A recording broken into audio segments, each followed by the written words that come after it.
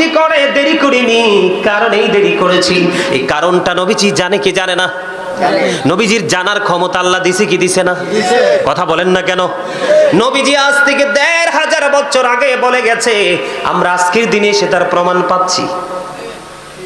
তো আল্লাহর পক্ষ থেকে জানছে বিদায় তো জানাইছে। এবার বন্ধু নবীজি আবু বকর কিনে নামাজ শেষ করে ফেললেন। নামাজ যখন শেষ হয়ে গেল, বন্ধু নবীজি যখন মসজিদ থেকে বাহিরের দিকে কদমটা বাড়িয়ে দিল, বাড়াইয়া দিতে দেরি রে।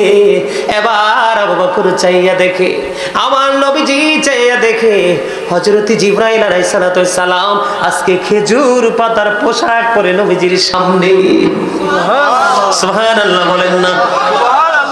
একটু আশ্চর্য লাগলো না? ফেরেশতাকে খেজুর পাতার পোশাক পরা লাগে? এবার কি করলো আমার নবীজি? জিবরাইলকে প্রশ্ন করলেন, ভাই জিবরাইল, আপনার পরনে আজকে কেন খেজুর পাতার পোশাক দেখা যায়? নবী গো, ও প্রাণের নবী, আপনি আবু বকরের দিকে তাকাইয়া দেখুন গো নবী, আবু বকরের পরনে খেজুর পাতার পোশাক দেখা যায়। কারণটা কি আমি বলি? হযরত আবু বকর দান করতে করতে দুস্থ হয়ে গেছে, কিছু নাই রে। আজকে যে মসজিদে নামাজ পড়তে যাবে বন্ধু, এই পোশাকটা পর্যন্ত নাই। আবু বকর চিন্তা করলেন, আমার পোশাক নাই, এই অজুহাতে নামাজ ছাড়া যাবে না। বন্ধু, নামাজ তো আমি ছাড়তে পারবো না। আবু বকরের পরনেই ছিল বন্ধু ছোট্ট জামা। আমি যেইটুকু জানতে পেরেছি সেইটুকু আপনাদেরকে জানাচ্ছি। নামাজ সম্পর্কে তারা কতটা যত্নবান ছিলেন, এই কারণে প্রাণের নবীর সাথে তার রওজায় একসাথে শুয়ে আছে। এবার আবু বকর কি করলেন? গায়ের জামার সাথে বালিশের কভার ছিঁড়ে ফেললেন। ছিঁড়ে বন্ধু এটাকে জোড়া লাগাইতে হলে, এখন তো বন্ধু সুই সুতা, তখন তো সুই সুতার জামানা নাই। আবু বকর খেজুর কাটাকে সুই বানালেন, আর খেজুর পাতাকে সুতা বানাইয়া বন্ধু সুন্দর করে একত্রিত করে জামাটা রেডি করে মসজিদে যাইতে দেরি হয়েছে। এটাই আবু বকরের অপরাধ। এবার আমার নবীর কাছে যখন বিস্তারিত বললেন জিবরাইল, ইয়া রাসূলুল্লাহ, চাইয়া দেখেন হযরত জিবরাইল বলতেছে, আবু বকর, ও নবী গো, পোশাক পর্যন্ত নাই, তারপর সেই অজুহাতে সেই নামাজ ছাড়তে রাজি না। খেজুর পাতা দিয়া জামা বানাইয়া নামাজ পড়তে আসছে, নামাজ তো ছাড়ে নাই। আমার আল্লাহ যখন আবু বকরের নামাজের প্রতি প্রেম, নামাজের প্রতি ভালোবাসা দেখলো, দেখার সঙ্গে সঙ্গে ডেকে ডেকে বলল সকল আসমানের ফেরেশতাদেরকে, আজকে আসমানের ফেরেশতারা রে, আজকে সবাই তোমরা খেজুর পাতার পোশাক পরো আমার আবু বকরের সম্মানার্থে। ইয়া রাসূলুল্লাহ, এই কারণে আমি জিবরাইল আজকে খেজুর পাতার পোশাক পরে হাজির। জোরে জোরে বলেন না সুবহানাল্লাহ। ওরে আমকি গ্রামের যুবক, তোমাদের ঘরে কত সুন্দর সুন্দর পাঞ্জাবি, কত সুন্দর সুন্দর পায়জামা লুঙ্গি আছে, তোমরা সেগুলো যত্ন করে আলমারিতে তুলে রেখে দিয়েছো। বিয়ে বাড়িতে যাও, সুন্নাতে খাতনাতে যাও, পৃথিবীর অনুষ্ঠানে যাও, কিন্তু নামাজে পাঞ্জাবিটা ব্যবহার করো না। আমি আজকে বলে দেই, নামাজে লম্বা জামা পরে নামাজ পড়া অতিরিক্ত একটা সুন্নাত। জোরে জোরে বলেন সুবহানাল্লাহ। লম্বা জামা পড়তে হবে। নবীজি জানিয়ে দিয়েছে সাইয়্যিদুল আইয়াম, শ্রেষ্ঠ দিন হলো জুম্মার দিন। আমার হাদিস কিন্তু রয়েছে, আপনাদের মনে আছে নি? 12 রাকাত সুন্নাত। কত রাকাত? 12 রাকাত। আমি এদিক দিয়ে ঘুরে বন্ধু সুন্নাত নফলের দিকে একটু একটু করে যাব। বিরক্ত হবেন না? সবাই শুনবেন? বন্ধুরে আমার, এগুলো আপনাদের শোনার বেশি প্রয়োজন, বেশি প্রয়োজন। কারণ আমরা দিন দিন ইসলাম থেকে দূরে সরে যাচ্ছি। তার কারণ হলো বেঈমান কাফেরদের সংস্কৃতিকে আমরা লালন করছি, ঠিক না? আর বেঈমান কাফের আপনার বন্ধু না শত্রু? শত্রু। সিরিয়াসলি বলছেন? কে কে শত্রু হাত তোলেন তো। হায় আফসোস লাগে, মুসলমান হাত তোলেন ছাড়া বসে রয়েছে। বেঈমান কাফের আপনার আমার প্রকাশ্য দুশমন। The heretics are the eternal enemy of the believers. ইমানদারদের প্রকাশ্য শত্রু হলো বেঈমান কাফেরেরা। আল্লাহ রাব্বুল আলামিন পবিত্র কালামে হাকিমে বলেছেন, ইন্নাল কাফিরিনা কানু লাকুম আদুওয়াম মুবিনা। আল্লাহ বলেছেন বেঈমান কাফেরদের প্রকাশ্য দুশমন কে? মুসলমানের প্রকাশ্য দুশমন কে? বেঈমান কাফেরেরা। জোরে জোরে বলেন না নাউজুবিল্লাহ। এই যে দেখেন ম্যাক্সিমাম যুবকের মাথায় আজকে টুপি নাই, ভুলে গেছে। কারণ টুপি পরা যে সুন্নাত সেটা তো সে জানেই না। মাহফিলে আসতে হবে, এটা যে জান্নাতের বাগান, ফেরেশতারা যে চতুর্দিক দিয়ে দাঁড়িয়ে দাঁড়িয়ে নোট করতেছে, এটা তো তারা জানেই না, যে যার মতো করে চলে আসছে। এই জায়গাটা না, শুধু প্রত্যেকটা জায়গায় দেখেন খাবারের আগে বিসমিল্লাহ নাই, শেষ করার পরে আলহামদুলিল্লাহ নাই, আছে? এখনকার মানুষের শুধু নাই নাই, হয় না হয় না, হয় বলছে, এই লোক পাওয়াই যায় না।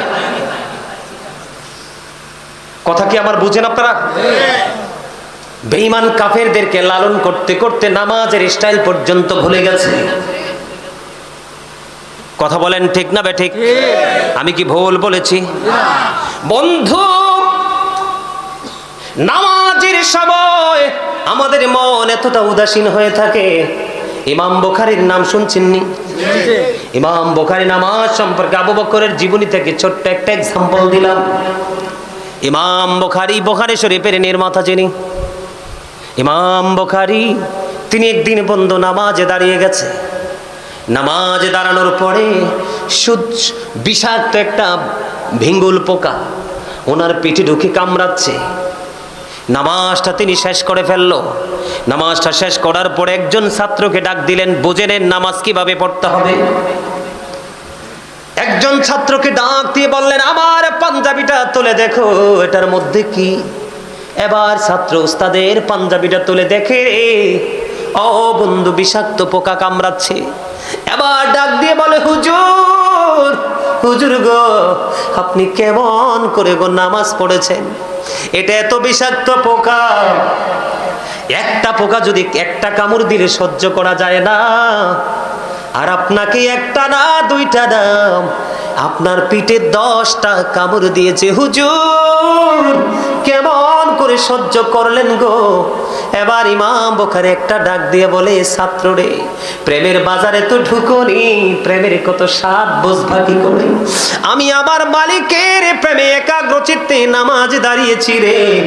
ওই নামাজে দাঁড়িয়ে যখন আমি কোরআন তেলাওয়াত শুরু করলাম, আমি কোরআন তেলাওয়াতের প্রেমে এত বেশি মুগ্ধ হয়েছি, পৃথিবীর কোনো বিষ আমাকে আক্রান্ত করতে পারে না।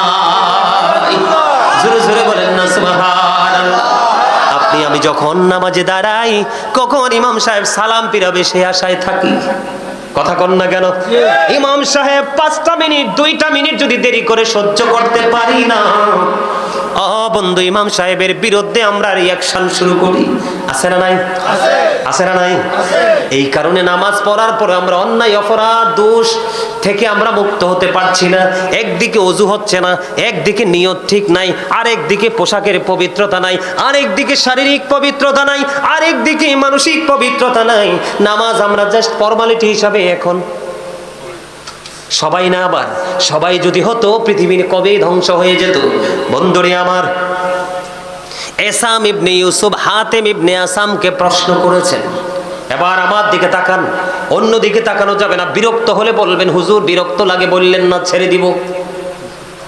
নবীজি বলেছে, বিরক্ত করে আপনারা এখন সবাই কিন্তু কি, আপনারা আমার কি, বাবার বয়সী, দাদার বয়সী, চাচার বয়সী। আপনারা যদি মনে করেন সত্যি আমরা স্টুডেন্ট, যিনি আলোচনা করছে তিনি আমাদের টিচার, তাহলেই আপনাদের কাছে সবকিছু ব্রেইনে ঢুকানো সম্ভব। আর নিজে নিজে যদি বলেন আমার চেয়ে বড় কেউ নাই, বাচ্চা ছেলে ওয়াজ করে, আমি তো বয়স 70-80, তাহলে আপনার মধ্যে কিছুই ঢুকবে না। এই ডান দিয়ে ঢুকবে, ওই কান দিয়ে বের হয়ে যাবে। এসাম ইবনে ইউসুফ হাতিম ইবনে আসামকে প্রশ্ন করলেন, আপনি যে নামাজ পড়েন কেমন করে নামাজ পড়েন? এবার তিনি বললেন, আমি যে নামাজ পড়ি তুমি কি শুনবা কেমনে নামাজ পড়ি? কই জানতে চাই, জানতে চাই। এবার বন্ধু তিনি উত্তর দিলেন, আমি যখন নামাজে দাঁড়াই, নামাজে দাঁড়ানোর উপরে আমার কাছে মনে হয় আমার সামনে যেন খানাই কাবা। খেয়াল করেন। আর এই যুগের মুসল্লিরা যখন নামাজে দাঁড়ায়, তার নজর থাকে তার গোয়াল গড়ে। এই যুগের মুসল্লিরা যখন নামাজে দাঁড়ায়, তার নিয়ত মন থাকে তার ব্যবসা প্রতিষ্ঠানে। সে যখন নামাজে দাঁড়ায়, একজন কৃষক, একজন ফার্মার, তখন তার মানসিকতা থাকে খেতের আইলি। কথা বলেন না কেন? এই কারণে নামাজ পড়ার পরেও সে নামাজি হতে পারলো না। তিনি উত্তর দিলেন, বন্ধু আমি যখন নামাজে দাঁড়াই রে, আমার সামনেই যেন খানাই কাওয়া। আমি যখন নামাজে দাঁড়াই, আমার কাছে মনে হয় আমার বাম দিকে জাহান্নামটা। আমি যখন নামাজে দাঁড়াই গো, আমার কাছে মনে হয় আমার ডান দিকে জান্নাত অবস্থিত। আমি যখন নামাজে দাঁড়াই, আমার কাছে মনে হয় আমি যেন ফুলচেরাতের ফুলটার উপর দাঁড়িয়েছি। যদি একটু 19-20 হয়, আমি ধ্বংস হয়ে যাব। আমার কাছে মনে হয় রে, এই নামাজ আমার জীবনের শেষ নামাজ। আমার কাছে মনে হয় এই নামাজটা আমার জীবনের শেষ নামাজ। আমার পিছনে যেন আজরাইল দাঁড়িয়ে আছে। নামাজটা শেষ হইতে দেরি রে, মনে হয় যেন আজরাইল আমাকে চেপে ধরে, আমার দেহ থেকে প্রাণ পাখিটা কেড়ে নিয়ে যাবে। বন্ধু, আল্লাহি, আল্লাহর কসম করে বলছি গো, ওই আসাম ইবনে ইউসুফ যেমনি হাতিম ইবনে আসামকে প্রশ্ন করার পরে উত্তর দিয়েছে, ওই নামাজ যদি তোমরা পড়তে পারো, আমরা যদি পড়তে পারি, তাহলেই জীবনটা আমাদের ধন্য হয়ে যাবে, অন্যথায় নামাজ পড়েও কোনো ফায়দা হবে না। আমাদের বাঁচার রাস্তার কোনো শেষ নাই বন্ধু। প্রতিদিন শিফট আকারে ফেরেশতারা আমাদেরকে পরিদর্শন করার জন্য আসে। দিনের বেলা যারা আসে তারা চলে যায়, রাতের বেলা যারা আসে পরের দিন চলে যায়। ফেরেশতারা যখন পৃথিবী পরিদর্শন করে যখন চলে যাবে, আমার আল্লাহ সব খবর জানে কি জানে না? কোনো কিছু বাদ আসেনি। আমার আল্লাহ ফেরেশতাদেরকে ডেকে ডেকে বলে, ফেরেশতারা রে, আমার বান্দাগুলোকে কোন অবস্থায় রেখে এসেছো? এবার দেখেন ফেরেশতারা ডেকে ডেকে বলে, আল্লাহ গো, আমরা যখন পৃথিবীর জমিনে কদমটা বাড়িয়ে দিয়েছি, তখন দেখেছি আপনার বান্দারা নামাজরত অবস্থায়। এখন তাদেরকে ছেড়ে এসেছি, ছেড়ে আসার সময়ও দেখেছি নামাজরত অবস্থায়। জোরে জোরে বলেন না সুবহানাল্লাহ। এর মধ্যে সবচেয়ে বড় মজার নামাজ বন্ধু দুইটা। কয়টা? একটা হলো সূর্যোদয়ের পূর্বে, আর একটা হলো সূর্য অস্ত যাওয়ার পূর্বে। 2 ওয়াক্তের নামাজ। বুঝতে পারছেন নি কোনটা কোনটা? ফজর এবং আসর। You are great, absolutely right.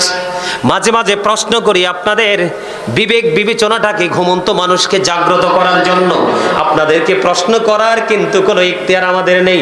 আলেমরা পাবলিককে প্রশ্ন করতে পারবে না, আপনারা আমাদেরকে প্রশ্ন করতে পারবেন। কিন্তু এই প্রশ্নটা কেন করেছি এটা একবারে সহজ। ম্যাক্সিমাম লোকের উত্তরও হয়েছে, 2-1 একটু আবেগে হয়তো ভুল বলে ফেলেছে। আসর এবং ফজর কি খুবই মজার নামাজ। আমার রাসূল জানিয়ে দিয়েছে, মান সাল্লাল বারদাইনি দাখালাল জান্নাহ। আমার নবীজি বলে দিয়েছে, শীতল সময়ের 2 ওয়াক্তের নামাজ যে পড়বে তার ঠিকানা জান্নাত। একটা হলো সূর্য উদিত হওয়ার আগে ফজর, সূর্য অস্ত যাওয়ার আগে আসর। এই বন্ধু, মান তারাকা সালাতাল আসরি ফাকাদ হাবিতা আমালুহু। যেই ব্যক্তি আসরের নামাজ ছেড়ে দিল, তার সব আমল যেন নষ্ট হয়ে গেল। আসরের নামাজ ছেড়ো না।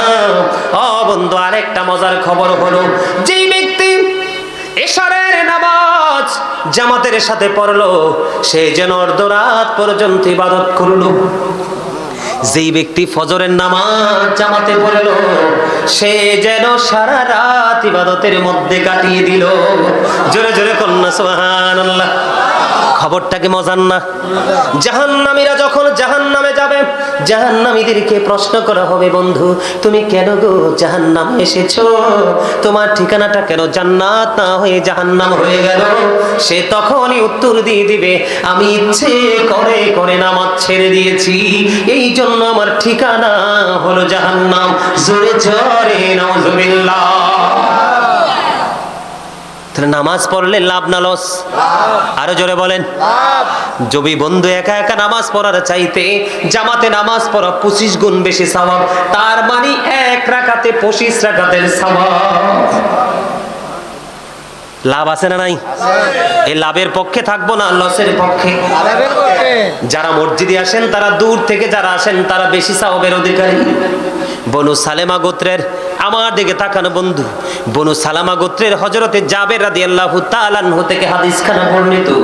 বনু সালামা গোত্রের কিছু লোক এসে নবীজির কাছে বললেন, ইয়া রাসূলুল্লাহ, ইয়া হাবিবাল্লাহ, মসজিদের আশেপাশে কিছু প্লট খালি পড়ে আছে, আমরা চাই এই মসজিদের কাছে এসে বাড়ি বানাতে।